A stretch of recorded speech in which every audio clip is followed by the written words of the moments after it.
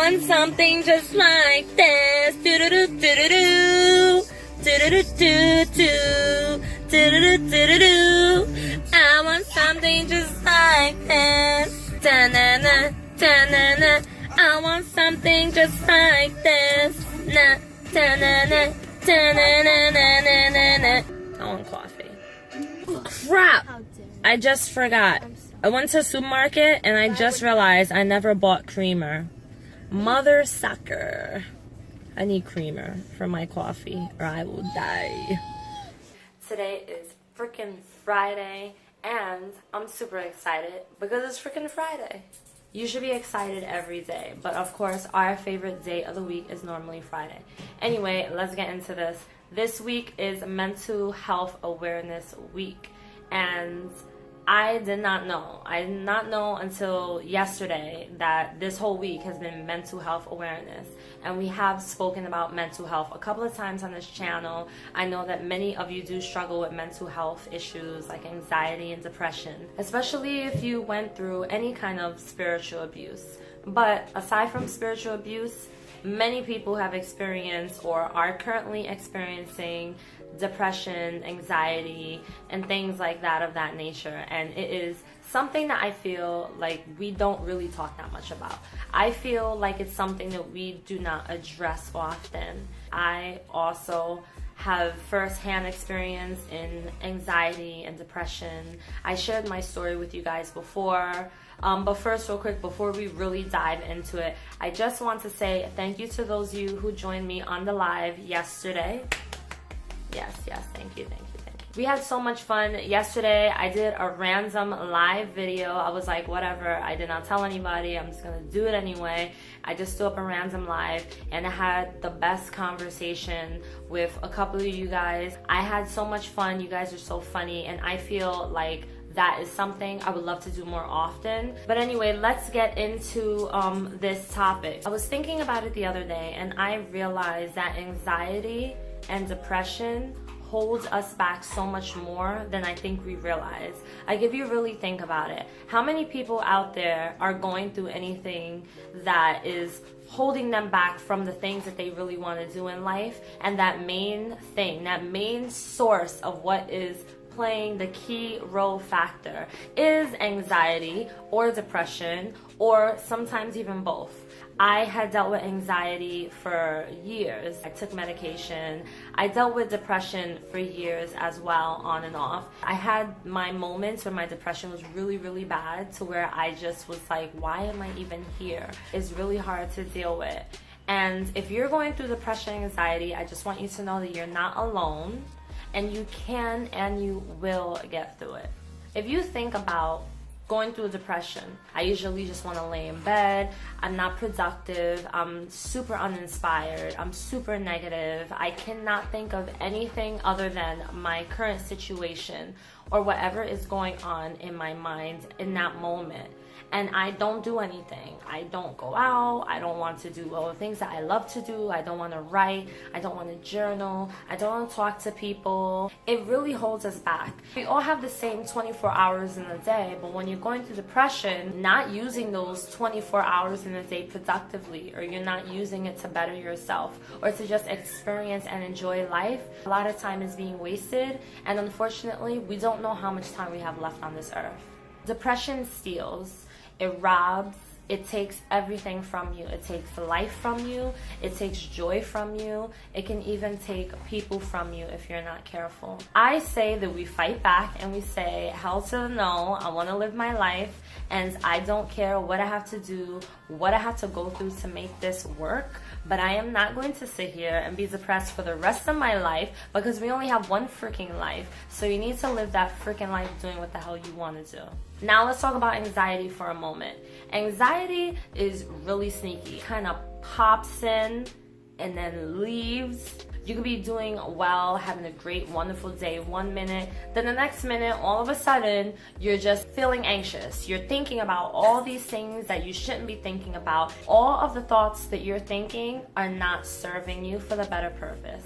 When it comes to my anxiety, I'm able to keep it under control. And it took me a long time to really master that. It took me a while. It takes a lot of self-control and a lot of just telling yourself over and over affirmations in your mind, because you know I'm big on affirmations. Say hell to the no. I'm not gonna have anxiety.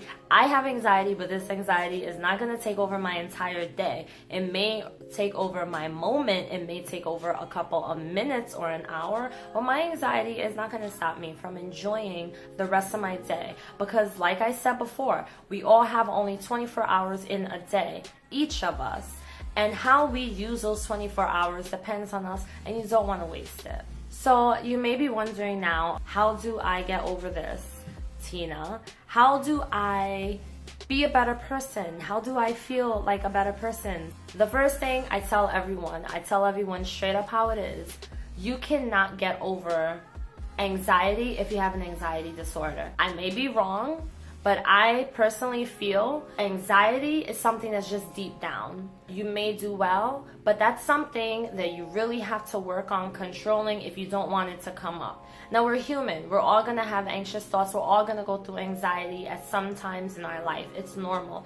But if your anxiety takes you to a place where you feel helpless and you just have overwhelming thoughts all the time, then that means that you do need to work on controlling it. But learning to control it is the best thing you can do. And that is exactly what I did. We have a root to all of our problems, but our problems are just on the surface. Deep inside, there is a root to our depression and a root to our anxiety. You have to first pinpoint that root. What is it that's causing me to have anxiety? What is it that's causing me to feel so depressed? Once you're able to pinpoint what it is, and I'm telling you it's something, it may take a while to find, but you definitely have something that is causing this emotion, especially if you have been going through depression, anxiety for years. But once you do pinpoint it, then you can move on to the next step and acknowledge it. Acknowledge the fact that you are going through some things. Damn, I'm going through some crap. I'm feeling some type of way right now. I acknowledge. I'm not going to pretend that it's not there. I'm not going to pretend I don't feel it. And then embrace. Embrace it. I pinpoint to what it is. I acknowledge it's there. Let me just embrace it. Now, there's a difference between acknowledging and embracing. When you're acknowledging that you're going through depression, that you're dealing with anxiety, you're accepting it. You're accepting the fact that this is where you are. Accepting doesn't mean that you have to like it. It doesn't mean you have to enjoy it, or that you want to stay that way. It just means that you're accepting that this is how it is. You may feel like you just can't change that, but you can't really change anything until you accept it anyway, right? According to the definition for embrace, it has the same meaning as acknowledging, except when it comes to embracing, you're accepting something willingly and enthusiastically. We're saying, okay, I accept, this is who I am. I'm so depressed. I'm feeling so down and out. I do not feel like myself. I'm willingly taking that. And the reason why I tell people that they have to embrace, even though when we think of the word embrace, we think of accepting something happily. When I was going through my depression, I had to get to a point where I just had to say, you know what? I acknowledge, I realize that this is what's happening with me, and I am accepting it. But then I also had to embrace it. I had to embrace it. This is who I was. I could not hide who I was. I had to embrace the fact that I was dealing with anxiety disorder for years. I had to embrace the fact that I'm prone to depression. And I had to be very careful with my thoughts.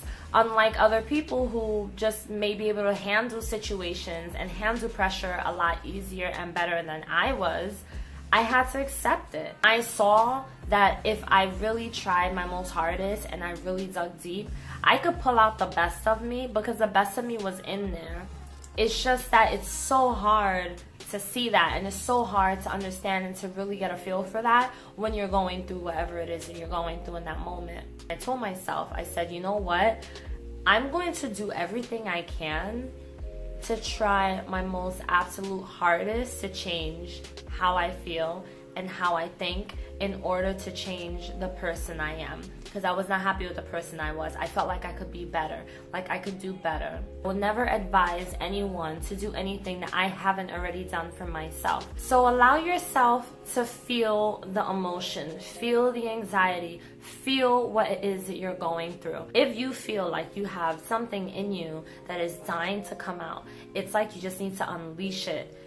As if you're in a cage and you're just shaking it and you cannot find a way out. I'm telling you there's a way out, but you have to go deep inside yourself, and you're gonna have to dissect yourself. You have to dissect your identity, dissect your heart, dissect who you are in order to find that person that is dying to come out. A plant can't grow if it's stuck. If it has to grow tall, but you have it in a box, it's not going to get anywhere. And that's exactly how we are. Our lives, we want to grow. Inside, we're dying to grow. Our minds want to grow. We're meant for growth. But if we're stuck in a box and we can't get outside of that box, we're not going to get very far. If you feel like you can definitely get that person out that's trying to evolve and trying to become the better person, the best that you've ever seen, and you really know that you have the potential to be more and to live more, you want to experience life. You don't want to just live life. You want to experience life. You want to taste life. You want to feel it and smell it. You want the air of life all up in your face. You deserve that, and there's no reason that you can't have that. So everything that I teach in my program are all steps that I took for myself that worked. And it took me a long time to finally get to the step where I was like, wow, this is it. This is how I can be that person I want to be. This is how I can get out of myself. This is how I can change the way I think and shift my mindset and reverse my life and become a person I didn't even know I was. For the first call, I do a free session. It's a 16-minute complimentary call for you. This program is only until the 29th of March for free. After that, I am going to be charging. I really urge you to take advantage if you just want some advice and you feel like you need a one-on-one with me over the phone. Then I also have a 1-hour session, which is also information on my website. If you have any questions on anything, my email is down below. I will see you guys soon. I want you to enjoy your beautiful weekends, and don't forget to keep your head held high, because I'm telling you, you freaking got this.